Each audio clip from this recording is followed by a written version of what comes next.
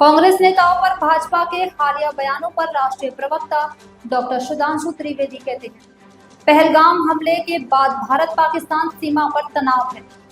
पाकिस्तान सीमा पर लगातार संघर्ष विराम का उल्लंघन कर रहा है।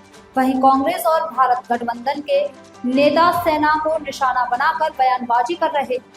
एक तरफ कांग्रेस और भारत के नेता कहते हैं कि वे सरकार के साथ हैं, लेकिन दूसरी तरफ उनके नेता देश के खिलाफ और सेना का मनोबल गिराने वाले बयान देते हैं।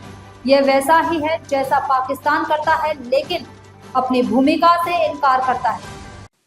पहलगाम हमले के बाद भारत पाकिस्तान की सीमा के ऊपर तनाव है और सीज फायर का उल्लंघन करते हुए पाकिस्तान की सेना की तरफ से यदा कदा गोलाबारी की जा रही है, तो दूसरी तरफ सीमा के उस पार से पाकिस्तान की सेना गोलाबारी कर रही है। तो सीमा के अंदर से कांग्रेस और इंडी गठबंधन के नेता निरंतर बयानों की गोलाबारी भारत की सेना को लक्षित करने के लिए कर रहे हैं। अगर पाकिस्तान की सेना को लगता है कि उनके इन प्रयासों से भारत की सेना डिमोरलाइज हो सकती है, तो मुझे लगता है ठीक उसी भाव से इंडी गठबंधन और कांग्रेस के तमाम नेता अपने बयानों के गोले बरसाते हैं, जो भारत की सेना के मनोबल को कम करने के लिए लक्षित होते हैं।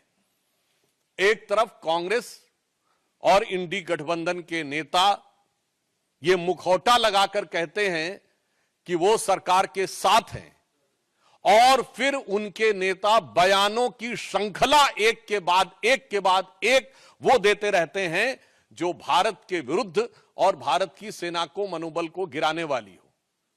यह बात मैं गंभीरता से कहता हूं और दुख के साथ कहता हूं कि यह कुछ वैसा ही है जैसे पाकिस्तान यहां पर गतिविधियां करता है और ऑफिशियली यह स्टैंड रखता है कि उसका उनसे कोई लेना देना नहीं है, वो तो शांति चाहता है।